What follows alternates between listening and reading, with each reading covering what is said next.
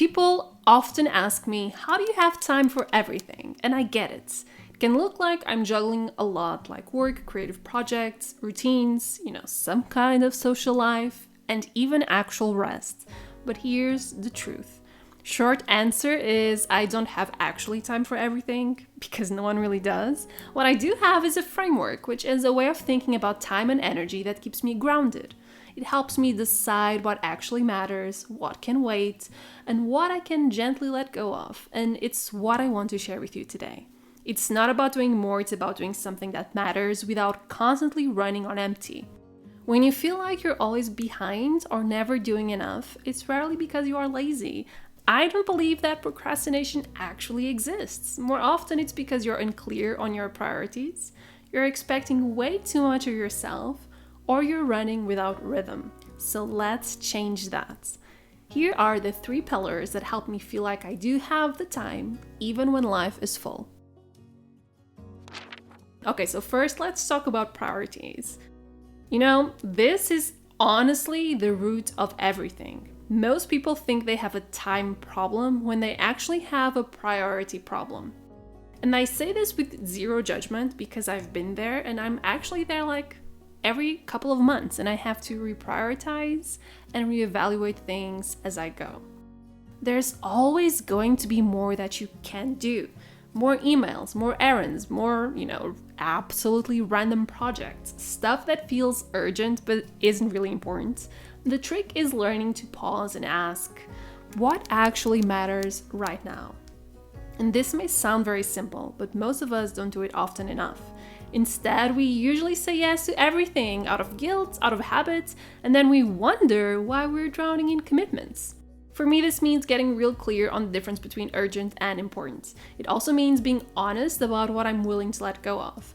Not everything on your to-do list is going to be essential, and in fact, some of it probably shouldn't even belong to you.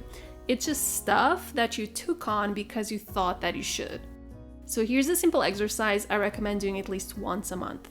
Write down everything that's currently on your plate. Circle the top 3 things that actually move the needle. Cross out the stuff that can wait or doesn't really matter, and highlight the things that make you enthusiastic. When you do this, you start to notice patterns. Maybe most of your time is going to things that drain you. Maybe you are overcommitted because you haven't said no in a while. Maybe you're pursuing goals that aren't even yours. When you know your top priorities, decision-making gets easier and easier and easier. Actually, as a productivity coach, usually the first thing we do when we have a long project or a very overwhelming project at hand is mapping out all the tasks that need to be done for that project to be complete, even if this takes months to happen. Then you stop chasing productivity for productivity's sake because your time and your tasks are mapped out. You stop saying yes to everything because you can, because you already know exactly what needs to happen and what will move the needle. You are making space for things that truly matter. And sometimes, yes, you're going to disappoint people. Sometimes you'll have to say no. But every no to something unimportant is a yes to something that is important. And when you're clear on what matters the most, you are aligned with your values, and you don't have to do more to prove something to yourself. You just do the right things with more intention.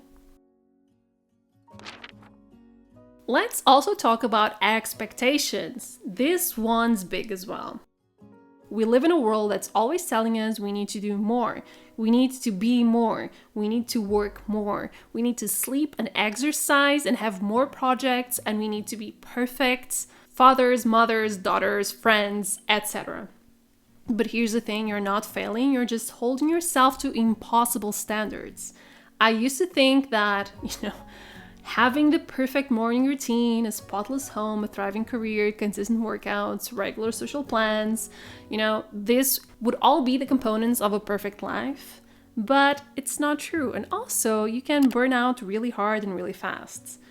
One of the most freeing mindset shifts that I made was this. Not every day has to be everything. Some days are focused and productive. Some days are quiet and slow. Some weeks I'm in full-on creation mode, like Right now, as I'm recording this voiceover, I'm under a deadline for a draft. And other weeks, I'm catching up on rest and I'm just like staring at the ceiling and I'm just, cleaning my house and basking under the sun. And that's not failure, that's rhythm, that's life. When you adjust your expectations, you give yourself room to breathe and you give yourself some grace. You start showing up in a way that's realistic instead of aspirational.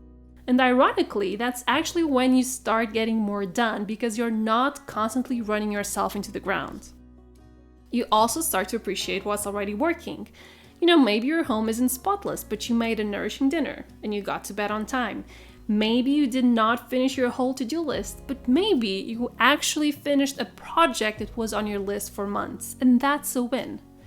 Here's something that I started doing that really helped. At the end of each day, I ask myself, what did I do well today? And what do I want to let go of? It's a small ritual, but it helped me shift out of perfectionism and into progress. So you need to stop expecting yourself to operate like a machine. You are a living, breathing human being, and your energy fluctuates, your mood changes. Life throws curveballs, so you should adjust your expectations to reflect that. And more importantly, treat yourself with the same kindness you'd offer a friend or a family member, and give yourself permission to be in progress. Okay, so if priorities are the what and expectations are the mindset, then routines are the how. I've been through two different modes when it comes to routine. So first of all, I kind of worshipped the idea of routine, to the point where if my life didn't go according to that specific set of rituals, I would feel like everything was falling apart. Then I went to a completely opposite mindset where I was like, I'm not going to have any sort of routines. If I get this done, I will get this done. I like to think that I finally achieved this sort of balanced mindset about routines.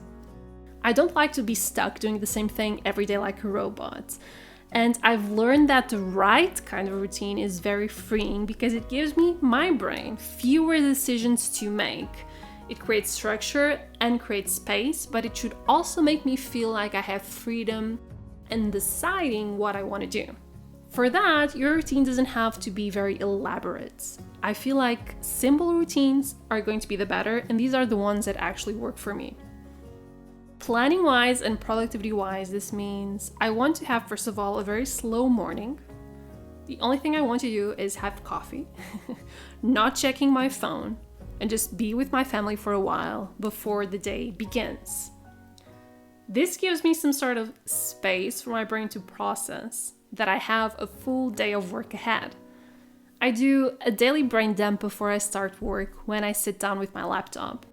And I plan my day in 3 parts: the morning, midday, and the evening. Not really hour by hour, but more like, what do I want to accomplish in each of these 3 chunks of time? At the end, I do a quick end-of-day check-in to close the loop. None of these take a ton of time, but they give my day a rhythm. And when life gets busy, I have these 3 rituals to help me stay grounded in the day. These little things make my routines feel meaningful. Things like playing the same playlist while I'm doing my focused work, making tea every morning. I feel like I have a sense of presence to my day and a little bit of calm in the middle of the chaos. And the beautiful thing is, your routines should evolve intuitively and you should let them evolve that way. What worked last month might not work today, and that's okay. You get to adjust because your routines should support your life instead of constraining it. So all in all, how do I have time for everything? I don't. But I do get clear on what matters. I stay kind to myself when life doesn't go as planned, and I use simple routines to stay steady. And I also really try as much as possible to focus on one goal at a time. So you don't need to do it all today. You just need to do what matters the most and do it in a way that fits your life. Start small, pick one priority to focus on, adjust one expectation that feels too heavy, and add one tiny ritual that makes your day feel more like it's yours. And speaking of habits, let's take a moment to talk about something that's made my workday run a lot smoother: AccuFlow. Managing tasks across different platforms used to feel chaotic. I had emails in Gmail, messages in Slack, to-dos in Todoist or Notion, but AkiFlow pulls it all together into one streamlined system, which has been a game changer for staying organized and focused. And here's how I've been using it. AkiFlow's universal inbox gathers tasks from all of your connected tools. So instead of hunting them down across multiple apps, they're all waiting for you in one place. It's seamless and honestly saves me a lot of mental energy. From there, I use AkiFlow's time blocking feature to plan out my day. It's as simple as dragging and dropping tasks into my calendar, which helps me stay on track and avoid overcommitting. Seeing my day mapped out visually really helps me focus. Another standout for me is their co-pilot system. It learns from how you work, your routines, your priorities, and starts making smart suggestions, auto-assigning tasks to projects and save you time. It's like having a second brain to help you manage your workload. And something I found really valuable is AkiFlow's stats feature. It provides detailed insights into how you're spending your time. So what tasks and projects take the most focus, where you might be able to adjust, and so on. It's great for anyone trying to be more mindful and effective with their work. And what's also great is how customizable everything is. You can color events and tasks, set up morning rituals, and it all adapts to your workflow and not the other way around. So if you're looking for a way to bring structure to your day and get more done without the chaos, I highly recommend checking out AkiFlow. It's been an essential tool for me, and I think you'll find it just as useful too. So click the link in the description box below to start organizing your life with AkiFlow today.